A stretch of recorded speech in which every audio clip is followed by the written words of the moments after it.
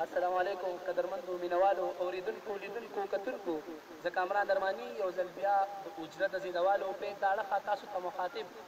نن خپل ورور مراد یوسفزی سره راغلی یو چې به مونږ ډېر زیات ګران دی د پښتو د ژبې یو تکړه شاعر دی تکړه او نرمند دی چې په نظم په نثر په غزل باندې لیکل کړي دي که زه هر څومره تعریف وکړم نو کم به وي او بله دا خبره نن ډېر زیات خوشحاله یو چې امجد ورور سره هم په څنګ کې ناست دی شاهنواز خان ورور سره هم په څنګ کې ناست دی نو مراد یوسفزی موږ ته نن داسې کلام ډالۍ کوي چې په شریکه ورته نه خوندونه اخلو خو یوسفزي له د تیمور په بنګش کې په یو څو شعرونو باندې بلنه ورکوم چې سوځېږم په لمبو کې د اجران پتا پسې سوځېږم په لمبو کې د اجران پتا پسې او جانا نسا مې وځي په ایمان پتا پسې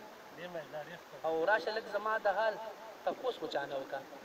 راشه لږ زما د حال تپوس وچانه وکړه او ګرځېږم په کوڅو کې سرګردان پتا پسې او زه سیرې ګریوان ګرځم خلک وایي لیونی شو یوسفزی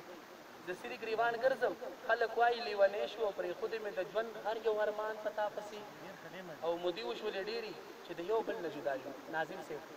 مودې وشولې ډېرې چې د یو بل نه جدا یو او زړګی مې خدای کو اوچا ته خفګانه تا پسې او د زړه په رنځ اخته یم روغ به نه شمه تیموره د زړه په رنځ اخته یم روغ به نه شمه تیموره او روان یم پرېږدمه دا جهان په تا پسې نو مراد یوسفزي صاحب مینوال سترګې په لار دي داسې کلام راته ووایه چې په شریکه کې نه خوندونه واخلو ډېره مننه کامران ورور ځلو ځلو راغلی تاسو مونږ څخه راغلی او نن ستا په فرمایش مونږ ورشو ته راځو پټو ته راوتي یو ابشارون ته راوتي یو د امجد ورور یو نړۍ مننه کوم چې د شاه منصور نه راغلی دی شاه منصور زما ډېر ښه ملګري او شاه منصوري په ما په وخت په دې وجه هم ګران چې هلته زمونږ د نیکه د ګلي خان بابا مزار دی او شاه منصور ډېر نران باتوران لیکوالان د تورې خاوندان د قلم خاوندان پیدا کړي دي او ډېره مننه کوم د امجد ورور چې راغلی دی مونږ سره دلته مرغوز ته راغلی دی کلام درته ډالۍ کوم ستاسو په خوښه ما فیسبوک ته مخپرزت ورکړو چې مطلع عرض ده چې مولا دې وشله و شتمنه کمیس مولا دې وشله و شتمنه کمیس او تا مې تار تار کو شل کلنه کمیس بېګا مې مور ته کتل ومې ژړل